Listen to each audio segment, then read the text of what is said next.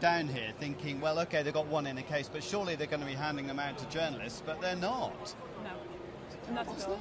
I mean, I was really shocked by that, but it's actually the same at Samsung across the road.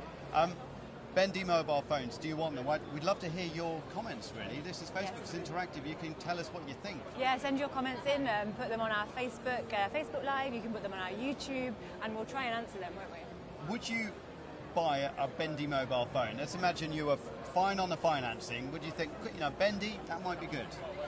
I think I'd want to have my hands on one first and just check it's as robust as I need it to be. If I put it in my back pocket and I sit down, is it gonna, is it gonna crash? I think it's a good idea. I'd like to open it up, watch films on there. That'd be good. When you see the demonstrations and the videos for these things, they're really, really smart, aren't they? Yeah, the way it kind of notices that you're opening it up and springs open. And they say that the hinge is worth 200,000 bends, which is 5 years worth. Okay. But there's an issue with the kind of wrinkles that you get on that screen. I mean, it's nitpicking maybe to talk about wrinkles on a screen. You can bend it, it's great, but it isn't perfect. It isn't really like a tablet. I mean, if you're going to have a line across the screen, is that really something that, is it an advance in technology, really? I don't know.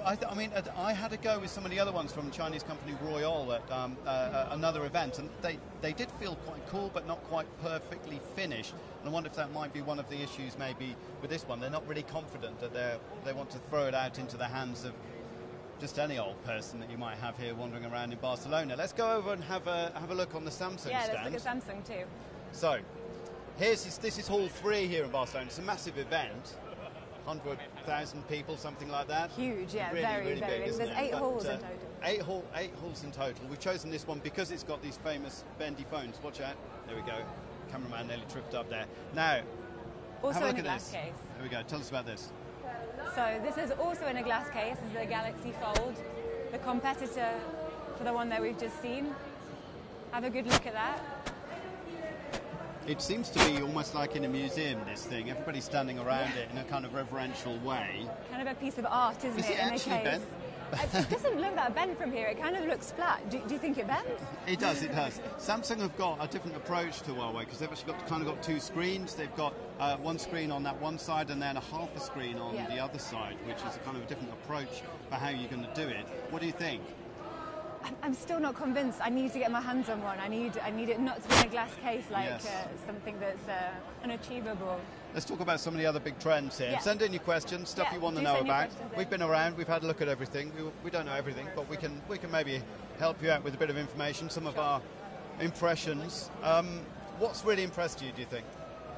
I think the most impressive thing, and this is probably what you're going to hear from everybody, is the HoloLens 2 from Microsoft. Yeah. It was brilliant. You had a go too, right? The HoloLens 2, so this is a augmented reality headset. You stick it on and kind of wear it. So in that sense, it's a bit odd having something on your head, but as soon as you put it on, it transforms. You're into this augmented reality space. And the bird in front of you, right? It was the bird, wasn't it? Yeah. You have this. You put your hand out with the glasses on, and a hologram bird comes and sits on your hand. You can speak to it as well. That's the smart thing about the HoloLens. Not only that the impression that you've got is really nice looking and seeing, the space that you can see, normal world around you, but then you can see these things projected in front of you, but you can also speak to them. Did you speak to any of the objects? I didn't actually. I grabbed an object, and that was very cool. You picked it up? I picked it up. So I was looking into an engine, and I could choose which part of the engine was broken, and then I had to take out that cog and pull it out. And it was really impressive. The application for this, as far as Microsoft is concerned, is to give it to industry, really. It's €3,500 a headset. Yeah. It's not exactly a bargain, and it's not really kind of consumer pricing, but it's an amazing bit of kit in terms of what it can do for training. Yeah. Imagine if, you had the engine thing, if you were on to try and fix something, put that on. Apparently, the first HoloLens, this is HoloLens 2, the first one has been used in some hospitals in the UK, they were telling me, for people overlaying MRI scans over patients in order to look at the right blood vessels and things. The nice thing about this one, though, compared to other augmented reality devices is it kind of doesn't make you feel sick, because sometimes... I was going to say that exactly, yeah. I tried some other glasses on which were VR, I believe, and yeah, they do give you that impression a little bit, but because you can see what's going on around you as well. And things are the right size. Let's carry on walking down here. Things are the right size, so your relationship to the objects in front of you is correct compared to like how big you are. So I think that's the smart thing they've pulled off, because your perception as a human is it's how tall you are and where the walls are and everything. And if that's not right, you feel a bit queasy and a bit odd. Very true. So all the big players are down here. As we say, this is hall 3. We're not going to go to all of them, but we're going to come down to LG and talking about different ways of interacting with devices. LG have been developing some interesting approaches. Actually, they've gone for the two-screen thing too, haven't they? They have, yeah. So they've, rather than creating a bendy phone, they've actually just attached another screen onto the top of one of their original phones. Yeah. I think I could get behind that concept. I think it's simple. You can touch it now. You can try it now. So. Old phone fans will remember the Nokia ones that you could open up like that, and of course there were plenty of flip-out phones years and years ago. But yeah, it's got. Can you touch both screens? They're both interactive. Both of them are interactive, yeah. Yeah, and the screen quality is great. Let's go over here and see if we can see some. LG. Yeah, let's have the other thing you've got from LG is that kind of gesture control. I quite like that. That's cool. You had a try with this, I think. I wasn't particularly gifted at it, I must say. I was a bit of a slow learner on it. But you basically wave your hand over the phone, and you can gesture and interact with it. Let's see if we can go over here and have a bit of a go at some of it. Look. We haven't told them we're coming, so if they chuck us off and say, "What are you doing?" We've got that's their prerogative. We're going to have a go. Right? Come on. Also, just coming in on Facebook now, Gabrielle Jacob is saying hello. Hello, Gabrielle. Hello. Thanks for joining us. Right, let's go over here and have a look. We've also got a question coming in from Facebook as well. Ben on Facebook is asking, what about app compatibility with a folding phone? Yeah, no, you're absolutely right. That is a serious good question, and it's absolutely something everybody's got to dive into. To what extent are the app developers prepared to put in the time when the format's not clear? The formatting, the size format, as I say, of these phones is not the same as other phones out there. So are you going to develop your app specifically to go with those or not? Are people actually going to end up buying them or not? Are they going to change the format for the next generation? It's a really, really good question. Definitely not resolved at the moment. And certain mainstream things, the likes of Google, for example, Google Maps, they do work on there. But app compatibility is absolutely a question, because you spend all your time trying to make it work on the Samsung phones and the iPhones and tablets and whatever. And now you've got another format you've got to try and fit it onto. I mean, you're absolutely right. At the moment, not resolved. So we're here at LG. That's a good point. Yeah, let's have a look at what they've got on offer here. So now then, the ones that you can wave at are here, aren't they? Oh, okay. I haven't tried these ones before. So these are the waving phones. Let's see what you can do. There we go. I've woken it up. Okay, I've managed to. Now, how do I do something now? Now, can I do something like that? Oh, it's like that, is it? I'm not making it work, am I? Let me see if I can get somebody over here. Here. There's some people here who are amazing at this gesture thing. Hello. Hi. Can you come and help us? Could you come and help us and show us how it works? Can you show us how this works? Okay. Okay, one moment. Okay, you can unblock this phone LG G8 with the hand ID, putting your hand here, 6-10 centimeters from the phone. Okay. Then the phone has to recognize your hand. You can see the blue and green bar here. You do like this with your fingers, move your fingers, and you can choose 2 applications, the ones you want. You can customize them on settings, and for example, music, play the music on YouTube, then volume, and for example, Google Maps.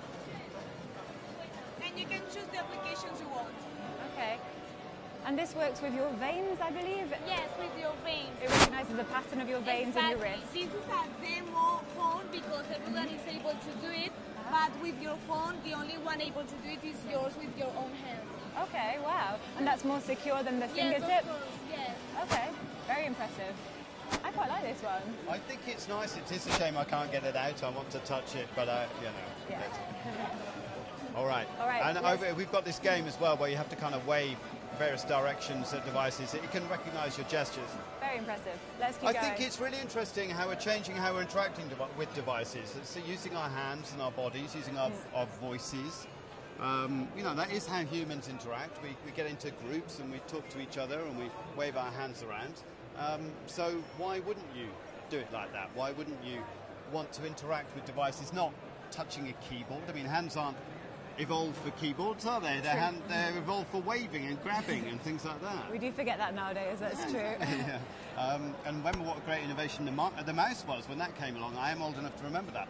That was a fabulous new way to interact with the device. But if I can wave at it and speak to it, we can already speak to it. You can, yeah. Anyway, what else has kind of caught your eye here? Well, I think we've just had a question actually asking about Huawei and the diplomatic problem with the US. That kind of takes us around to 5G, which has been a huge theme here. I think you're right to ask questions about that. And when you go to the Huawei stand, there is a kind of a little bit of a tension when you go along and you're a journalist and they are wondering what you're going to ask them. Most of us are just asking, can we have a go with the folding phone? Yeah. Important to say that there isn't any proof on the accusations coming from the US about the kind of backbone of the internet from Huawei being somehow having a kind of being able to be corrupted. We had the keynote yesterday from the head of Huawei saying that basically there was nothing, there were no kind of back doors left open on any of their network equipment. Huawei's not really just a mobile phone manufacturer; it's a company that makes all the stuff that's behind it. Yeah. Absolutely, and it's a massive player. Ericsson was saying that they actually think that the thing that's going to slow down 5G deployment is more getting the kit actually in place this year rather than necessarily concerns about security. But 5G, what have been your impressions from 5G, what you've heard about and what you've seen? Well, I mean, you can't move for stands that have got 5G on the front of them here. It really is one of the overriding themes. I think I find it impressive from a consumer point of view. I mean, the example that's being given here is that you're going to be able to download a HD film in under a second, which is, I mean, it's impressive. It's going to be useful. I was talking to some of the Korean specialists here, and of course the Koreans have been really advanced on 5G, way ahead of everybody else. They were trying them out at the Pyongyang Olympics last year, and they were talking about now 1 to 2 gigabytes per second, but they reckon they can go to 20. It's in 20, my goodness. That's incredibly fast. Very big, yeah. And it allows the Internet of Things to take off. The Internet of Things being connected devices. It's drones, it's cars, it's smart home technology, etc. All of those things coming together and working together using the same network. And of course, you don't really have also the same thing of logging into your Wi-Fi, or am I logging on to the phone network? Am I doing data or not? With 5G, you don't worry about that. You're just connected all the time. And it is rolling out as well this year. It's not just kind of hype. This year in Europe, the trials have all happened, and I think commercial services, for example, from Orange, who are just behind us, are going to start this year, at the end of this year, or in 2020. So, in Europe, where we haven't really felt that we've been particularly ahead when it comes to 5G. Security, though, it is an issue. It's a huge issue, I think. Yeah, we spoke to a security expert on Monday, I believe, and he was pointing out that there are multiple backdoors with this network, and it really needs to be secured for businesses, for consumers. I mean, he said that if it's not secure enough, people could hack when a surgeon was performing surgery. It's a scary example, isn't it? Yeah, very scary example. I think, but you spoke to more experts too. I have spoken to a lot of experts about security today, and they have warnings about 5G, because they say, well, look, 5G it opens up all these different devices, and so all of those could be corrupted in some way. They also say, watch out now, that if you have an Android phone, for example, that there are tons of apps being made all the time, copied from genuine apps, going out there with an icon that looks just like the real one, and basically stealing your bank details. Yeah. I had a really interesting chat with a guy from Oracle yesterday who was telling us about, let's move away a little bit from this loud music sound behind us. I'm going to go around these people. Sorry, we're trying to walk backwards. A really interesting chat with a guy from Oracle yesterday, and he was saying that they are looking out for unusual behaviour. So, for example, if you've got your mobile phone and you're doing your mobile banking and you're typing in your numbers, well, if it's a human doing it, the accelerometer on your phone, your smartphone, will also be picking up the fact that there's some movement. But if there isn't any movement on the smartphone, it's plugged in, and it's not being moved around, well, I said, well, that raises an alarm bell. Is somebody actually taking control of that smartphone from a distance? You don't really think about that, do you? I never thought about that. No, I don't think so. And he also said that there's also kind of abuses going online, which are really purely commercial, where somebody will reserve all the flights on one seat, or all the seats on one flight, sorry. So you reserve everything there, and then those price comparison websites will suddenly say, oh no, that flight's not available with that airline, and so you need to, and then those people will go to another airline, and they'll be able to get, and the prices will fluctuate all over the place, basically manipulating the market terribly. It's the sort of things that you don't really think about when these advances are made, and you think, oh great, I can download films really quickly. But actually, there's a lot of infrastructure that needs to be put in place to secure us. And awareness, I think, as well. Which is really what my conversations I've had today. I mean, I must admit, I do think about security on a laptop or on a system at work. But do I think about it on your phone? Do you think about it on your phone? I mean, no, it's not something I think about all the time. I don't think, but. I don't know, there are applications you can download, and really watch out, especially if you're using an Android phone. From what we've heard, there are plenty of people trying to get fake apps out there. Get your information and buy it for a lot of money. Yeah, absolutely. And then they're going to siphon off. Milking money from your account is what the man said to me. I thought, ooh. Gosh, that sounds terrifying. I don't like the sound of that at all. We've actually had a question come in, which I'll put to you. Shushil Badel says she hopes and she wishes to use 5G technology in the near future, but she says, can you explain what 5G is? It's super fast networks, okay? So basically you have got the ability to connect with your phone to a network, or with your mobile device, or with your home or whatever, and get this really fast download speeds. Now, it's not just that, it's also the ability, because of those connection abilities, you can have a density of objects connected, so you can go from maybe 10,000 per square kilometre, I can't remember the figures, up to 1 million now, okay? That's the kind of scale of difference you're talking about. The latency, which is the speed of response, is incredibly fast. So on a very good 4G network at the moment, you might be around 10 milliseconds, whereas on the 5G you were at 1 or 2. So much more faster response, which allows things like driverless vehicles, like we've got some interesting vehicles behind us here, to work better as well. So it's a whole new way of connecting everything, really. And although you're right to ask about definitions of 5G, because I've just given you what I think it is. Actually, you talk to people here, you'll get a different answer. Oh yeah, you definitely will. I mean, everyone's talking about it. I think what really sort of made it seem more concrete for me was the surgery example. So the latency that you were talking about, the speed at which something can be transferred, is really important for surgery, because if a surgeon is operating at distance, he needs his cuts to be at a millimetre close, and if it's slower than that, it's not going to work. You don't want him to cut in the wrong place. Absolutely. It's really important. No, there are so many interesting examples for 5G use cases, and if you go out there and search around on it, you'll start to see the sort of impact that it can have. I think for consumers, it's going to be things like augmented and virtual reality that allows you to play with people at a distance. We saw that example on the NTT stand. Yes, that's true. And that was a musician playing with another musician in a different spot, right? So there was the singer, a female singer, was in a box about 20 meters away, I would say, and then they had the guitarist on the stage, and so she was projected onto the stage as a hologram via 5G. It was, when you see that kind of example, it really brings home. That's a really fun example, and I think also, it shows you the kind of collaboration you could have also in the workplace, projecting holograms, being able to be in meetings virtually across huge distances with people.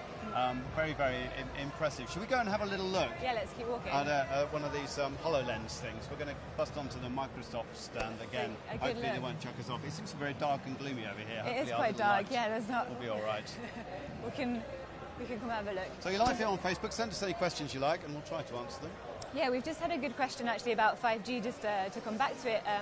Rosie has asked us on Facebook, is 5G bad for our health? Well, that's a good question.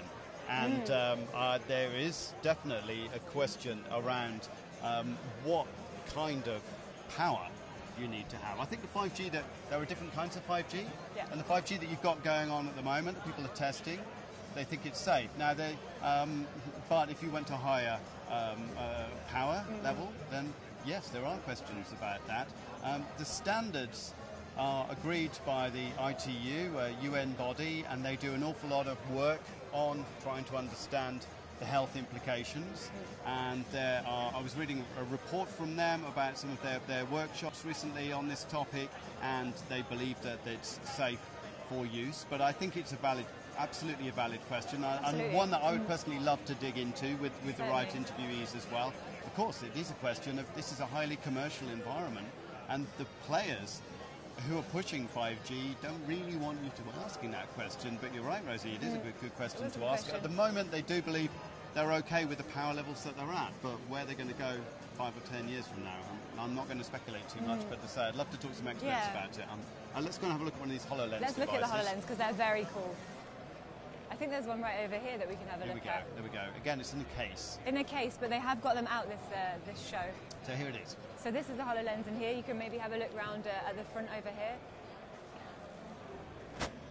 And now you can see what they've done is they've changed the weight distribution compared to some of the other headsets that you have. For example, if you're just messing around at home with your smartphone and a little helmet thing. Yeah. Who hasn't had it sort of fall down the front of your face a little bit and just not sit very well around the back. And I think it's not quite 50-50 weight distribution, but it's quite close to it. They've put some of the battery technology at the back, but also not only some of that, but also some of the computing power at the back of it. That actually has been an issue for them because they've had to engineer their way around the tiny delay passing the messages from the front to the back along the little cables that we're running up and down there. Hang on. Oh no, the cameraman's trying to get a good shot. Hope you can see it. Yeah. I mean, I don't know what your impression was when you were wearing this, but I did find it very comfortable. It was kind of a new level compared to the headsets you can get at home. Yeah. You can tell it's really been thought out. It screws on at the back. Simple things, I think, like the weight distribution. Another one being the fact that visor on the front you can sort of flip up. So you want to have a conversation with a real person in front of you. It's nice to be able to have eye contact, isn't it? And you can just flip it up, like a welder's mask, but rather more high-tech, and have a normal conversation and flip it back down and carry on again. The use cases, so let's have a little turn around here. You can see just how popular this stand is at the moment. I haven't seen that.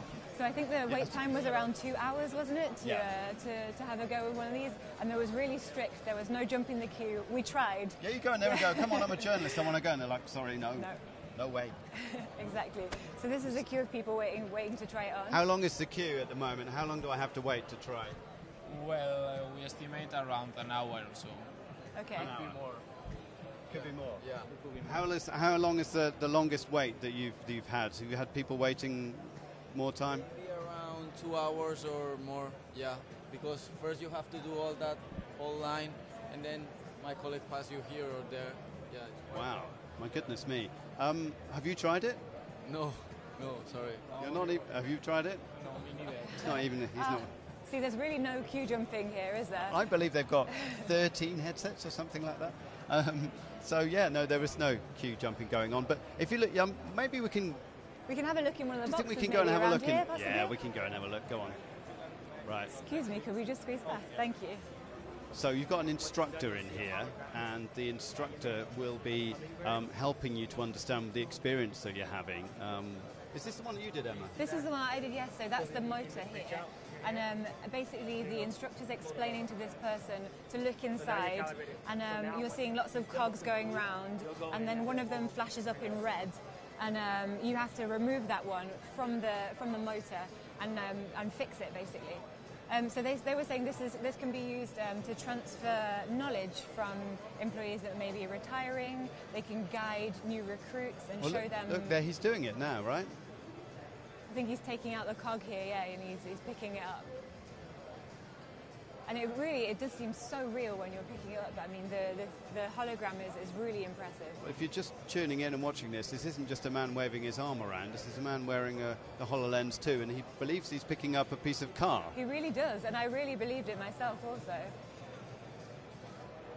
Yes, it's smart for training, smart for sharing information, and for older workers helping out younger workers, right? And very fun to try also. Very fun. I mean, when you've got this kind of little virtual hummingbird that you can speak to on your hand, you kind of think, crikey, how far have we come in technology that I can do this and I can also speak to it and it understands me. It's very impressive. Hello? Wow. It wasn't me that did that. That wasn't it. Well. Dear, it's a bit like Lost. We're going to get the polar bear soon. Right. So, were there any other things that really stood out for you, do you think? No, I mean, I would say that I think the deployment of 5G, we'll see how it comes on over this year. That's the thing where you think, how's that going to work out? Are the consumers going to be prepared to pay for it? How much are they going to pay for it? Are they going to see the use for it? Is it really going to be a company thing, actually more than anything else? Is it something that's really going to start only in very, in small local areas perhaps, or inside companies? I live in the country, I'm never going to get it there, but they're talking about replacing fibre with 5G. That's an extraordinary thing to be saying. You're going to be ripping up all of these cables that you put down and going straight into 5G. It's quite impressive, rushing isn't forward. It? I think when it comes to the bendy phones, I don't know.